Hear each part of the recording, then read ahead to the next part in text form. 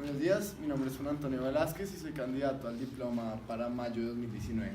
Esta es mi presentación de TOK. Cuando estaba revisando algunos temas acerca de los cuales basar mi presentación, me encontré en una red social una noticia acerca de un hombre que habían asesinado. Entonces me interesó mucho porque fue en la capital de Colombia, en una región marginalizada, en la cual una noticia causó que los habitantes de este lugar golpearan a 3 personas y asesinaran a una de esas 3.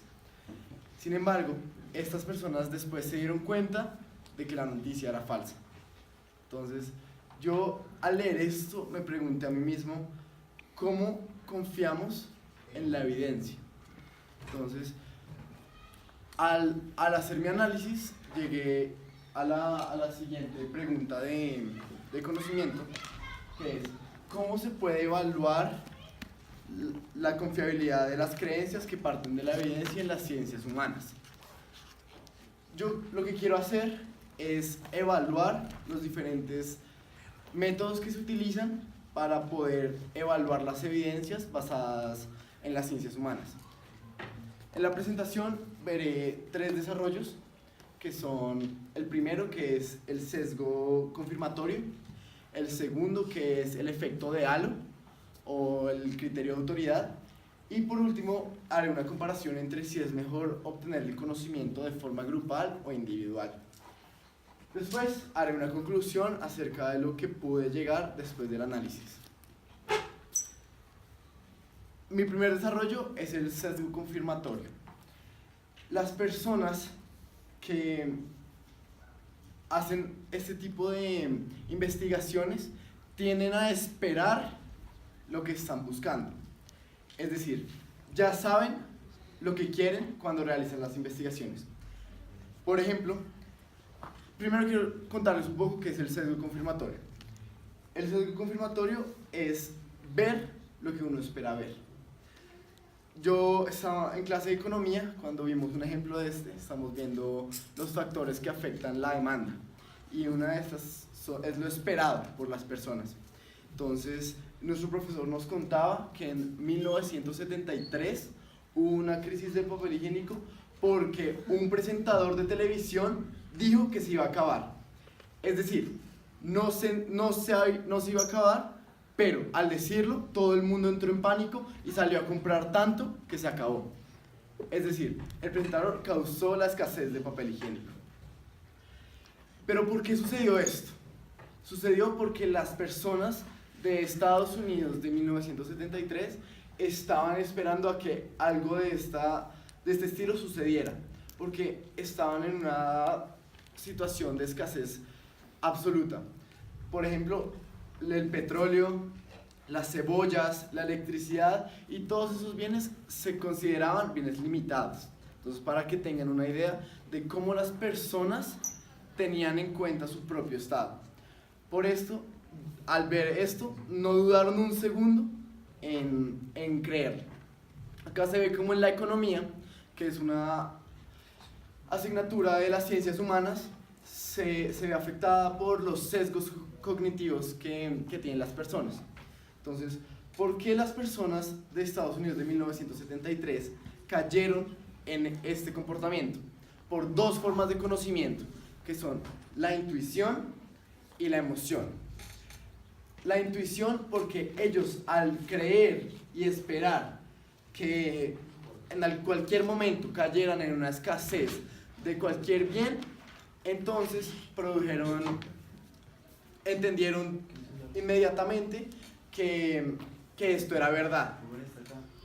Por otro lado, la emoción fue que el presentador Johnny Carson sembró en ellos el miedo de que se fuera a acabar el papel higiénico, que los llevó a las calles a comprar todo el disponible. Acá se ve cómo estas 2 formas de conocimiento afectan tanto el comportamiento de las personas. Ahora, quiero relacionarlo un poco a la pregunta de conocimiento. ¿Cómo evaluaron estas personas la confiabilidad de la evidencia? No lo hicieron. Solo le creyeron a su sesgo confirmatorio, a sus formas de conocimiento que se basaban en la emoción y en la intuición, y creyeron plenamente lo que decía el presentador. Esto se ha visto en algunos a través de la historia, porque lo que se ve en televisión debe ser cierto, y así es como lo entienden muchas personas. La evidencia se evalúa a partir del desligamiento con el sesgo confirmatorio, es decir, qué tan neutral es la persona al recibir una evidencia, ya sea por medio de noticias, televisión, radio o de cualquier otro medio de comunicación masivo, cuyo objetivo es informar plenamente. Este desarrollo me pareció muy interesante porque los sesgos cognitivos el sesgo confirmatorio es fundamental para las ciencias humanas, y por eso usé este ejemplo de la economía para poder traer a colación a la presentación de teoría del conocimiento. Siguiendo a mi segundo desarrollo, quiero, antes de hacer esto, preguntarles una cosa. ¿Qué les diría yo? ¿Qué me dirían ustedes si Chema, Eduardo, que no le vayan a decir a nadie, es que la reunión de hoy, por eso llegué tan tarde a matemáticas, cambiamos de rector. Desde el 1 de noviembre ya el rector es José María. Entonces, pues, pero es un secreto, entonces por favor. ¿Me creyeron? Sí. Vale. Algunos hacían unas caras de sorpresa, ¿en serio? David estaba mirando a los demás como, wow, Martínez abrió los ojos así. ¿Qué pasa? Ustedes creyeron en el sesgo del criterio de autoridad. Como yo estuve toda la mañana en una reunión de consejo directivo y llegué a decirles que sí, que habíamos cambiado de rector, muchos de ustedes quedaron como, uy, debe ser cierto. Entonces, aunque esto no sea cierto, no hemos cambiado de rector, tranquilos. Me pareció interesante cómo esto se puede ver reflejado en las ciencias humanas. Antes que nada, antes de desarrollar mi argumento, quisiera explicaros un poco qué es el sesgo qué es el criterio de autoridad. El criterio de autoridad se basa en creer una verdad por quien la dice. Es decir, que hay tanta confianza en la persona que está hablando que las verdades son absolutas, sin importar si hay otras formas de confirmación. Y también el efecto de halo, que es la otra palabra clave en este desarrollo. El efecto de halo es creer que el otro sabe más que yo. Es decir, que imagínense que ustedes están en una casa y su vecino cocina muy bien. Ahí se desarrolla un sesgo cognitivo que cree que porque cocina bien, hace todo bien. ¿Cómo lo aterricé a mi presentación de teoría del conocimiento? Por medio del presidente de Estados Unidos, Donald J. Trump. Él siempre dice, según The Boston Globe, que su palabra favorita es believe me. Donald Trump, vean alguna entrevista a él y siempre se van a dar cuenta que es believe me. ¿Por qué Donald Trump tiene que decirle al pueblo americano que crean en él? Esto es porque los americanos necesitan creer en alguien.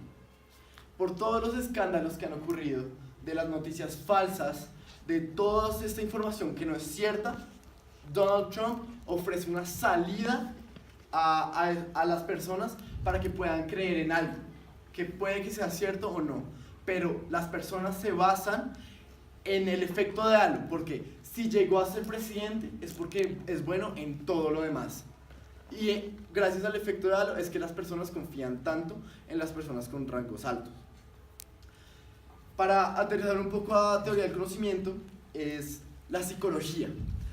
Donald Trump juega con la psicología de las personas, dándoles la confianza que necesitan en una época de incertidumbre completa. Entonces, usa de esta manera. ¿Cómo entienden las personas que lo ven la información que viene de Donald Trump? Con dos formas de conocimiento, la fe y la imaginación. La primera es la fe, y es que al creer profundamente en el presidente por el efecto de halo que tienen frente a él, no dudan ni un momento de la información que él dice. Obviamente hablando de los adeptos a Donald Trump. Y también usan la imaginación, porque aunque tengan que unir piezas de información juntas para que lo que dice el presidente sea cierto, ellos lo hacen con tal de que no caigan en alguna mentira. Para relacionarlo con mi pregunta de conocimiento, es que la confiabilidad depende de quién la comunica, de cómo las personas ven al emisor del mensaje. Por lo tanto, la autonomía del receptor del mensaje depende del desligamiento que tenga al efecto de halo y al sesgo de autoridad. Pasa. Ahora me tomé la libertad de hacer una comparación entre la obtención de conocimiento en las ciencias humanas de forma grupal o individual. Imagínense, ¿dónde estaban ustedes el día de los ataques de París, Je suis Charlie? ¿Alguien se acuerda? Estaban acá en el colegio, alrededor de mucha gente. Sus pensamientos se ven afectados por la gente que están alrededor. Entonces, el desarrollo grupal dice que la obtención el estudio de la evidencia que presentan las ciencias humanas es mejor si se hace de forma grupal. Esto tiene ventajas, es que se puede ver de diferentes perspectivas. Y es decir, que aunque X pensara algo, Y también se lo contradecía y así podría llegarse a una conclusión más completa. Sin embargo, también tiene una desventaja, y es que posee limitaciones propias de la naturaleza humana, como el lenguaje, que no permiten que haya un flujo libre de ideas. Por otro lado, está la obtención el estudio de la evidencia de las ciencias humanas por medio individual. Esta, a su vez, también tiene unas ventajas, que es que no hay interferencia con el pensamiento de otros y se pueden hacer juicios de valor de manera individual y personal. Y también tiene una desventaja, que es que los sesgos no se notan, es decir, se cae en un sesgo de punto ciego. ¿Qué es el sesgo de punto ciego? Es que yo piense que yo soy completamente neutral, mientras que veo en todos ustedes los sesgos, pero cada uno de ustedes piensa lo mismo. Entonces, cuando es grupal, esto se contrarresta, pero cuando es individual, uno no puede notar sus propios sesgos.